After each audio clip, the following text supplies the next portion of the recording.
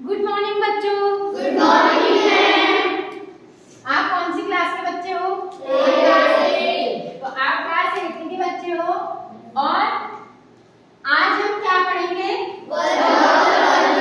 यानी आज हमारा नया चैप्टर शुरू हो रहा है जिसका नाम है वर्ग और वर्गमूल, यानी स्क्वायर एंड स्क्वायर रूट। ठीक है, तो अब सबसे पहले इससे पहले इस चैप्टर को पढ़ने से पहले हमको कुछ बातें पता है। क्या बातें पता है मैं आपसे ये पूछूंगी। जैसे सबसे पहले स्क्वायर, स्क्वायर यानी वर्ग, एक शब्द इसमें आ रहा है वर्ग। तो वर्ग क्या है? आप वर्ग के बारे में कोई चीज जानते हो? कौन बच्चा बताएगा? जल्दी से यहाँ आएगा वो बच्चा। किसको कहते हैं हम वर्ग? अंजलि बताएगी। जिसकी चारों भुजाएं बराबर होती है उसे वर्ग कहते हैं। हाँ चलो ठीक है, बढ़िया प्रयास। लेकिन ऐसी आकृति जिसकी चारों भुजाएं बराबर होती है यानी उसको हम क्या कहते हैं? वर्ग कहते हैं। उसको हम क्या कहते हैं? वर्ग। यानी अगर इसमें देखें ये और ये हमें दिख रही है कि चारों भुजाएं क्या है? बराबर। तो ये वर्ग है और ये चूंकि एक लाइन लगी है तो लाइन से भी पता चल रहा है कि ये चारों भुजाएं क्या है? बराबर। यानी इसके कहने का मतलब है कि इसकी लंबाई और चौड़ाई दोनों क्या है? बराबर। यानी जितनी लंबाई की है और उतनी ही चौड़ाई। अब वर्ग का मतलब क्या होता है? वर्ग का मतलब होता है किसी चीज को उसी चीज से गुणा करना।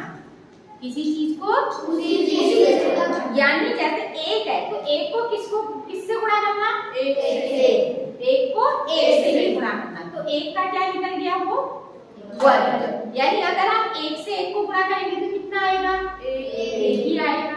तो यानी एक का वर्ग कितना है? एक है। यानी वर्ग का मतलब क्या है? किसी भी संख्या को उसी संख्या से गुणा करना। उसी संख्या से गुणा करना।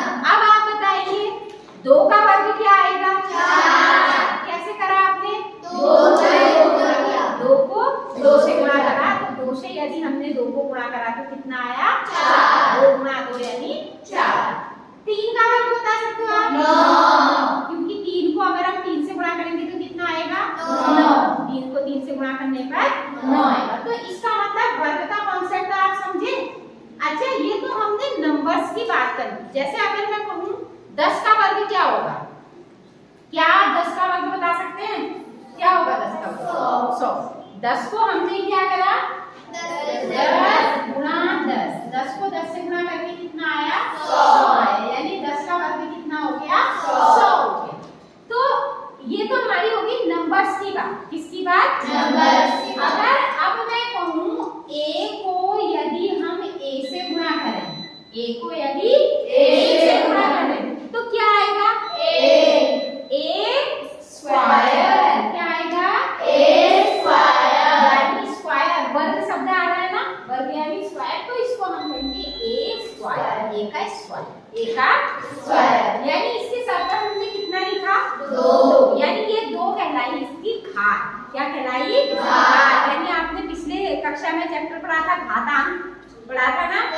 घात में क्या आता है? तो यहाँ पर इसकी घात क्या हो गई? 2 हो गई। यानी इसकी पावर 2 हो गई। यानी हम इसको पढ़ेंगे a स्क्वायर। क्या पढ़ेंगे? a square. अगर मैं n को n से गुणा करूं तो क्या आएगा? n square. n square. अगर मैं p को p से गुणा करूं तो क्या आएगा? p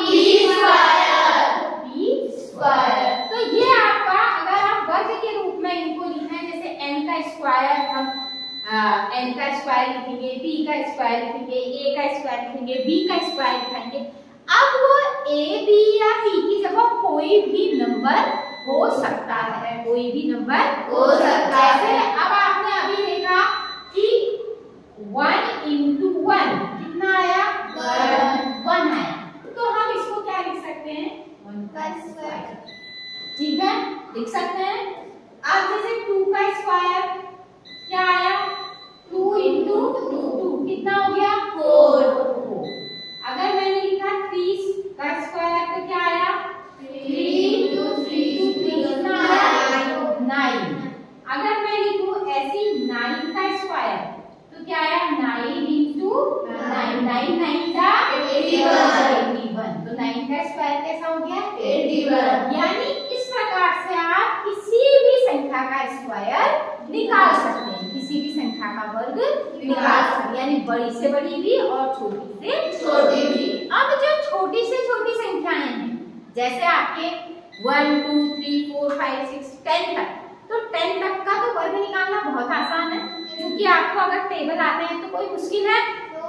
8 8 का कितना होता है 64 होता है ना, 8 8 64, यानी 8 का वर्ग क्या आ गया 64 स्क्वायर आ गया, 8 into 8 यानी 64, यानी इनके तो आपको टेबल आते हैं, पहाड़े आते हैं, तो आप आसानी से वर्ग निकाल सकते हैं। अब लेकिन जब थोड़ी बड़ी संख्या आती है, थोड़ी सी बड़ी संख्या जैसे 11 का वर्ग भी आप निकाल सकते हैं, 11 को 11 से मल्टीप्लाई करोगे ना, या 12 का वर्ग भी निकाल सकते हो, 13 का भी निकाल सकते हो, लेकिन एक अंक का वर्ग तो आप आसानी से निकाल सकते हो। लेकिन अगर कोई भी ऐसी संख्या है जो 2 अंकों की, जो 2 अंकों की, चाहे बड़ी से बड़ी हो या छोटी से छोटी संख्या हो, उसका वर्ग भी आप आसानी से निकाल सकते हैं। अब वो कैसे निकाल सकते हैं, उसके कुछ तरीके हैं। तो जैसे मैं पहला तरीका अगर उसका लूं तो क्या होगा देखते हैं। पहले तरीके में जैसे अगर हमने 11 का स्क्वायर निकालना है, 11 का स्क्वायर, तो क्या होगा 11 into 11। तब एक तरीका तो ये है कि आप 11 को 11 से क्या कर दोगे मल्टीप्लाई कर दोगे, और मल्टीप्लाई करके जब आएगा वो आएगा 121, कितना आ जाएगा 121 आपका आ जाएगा। अब जैसे देखो अगर हम 12 का वर्ग निकालते हैं, 12 का स्क्वायर निकालते हैं, तो 12 into 12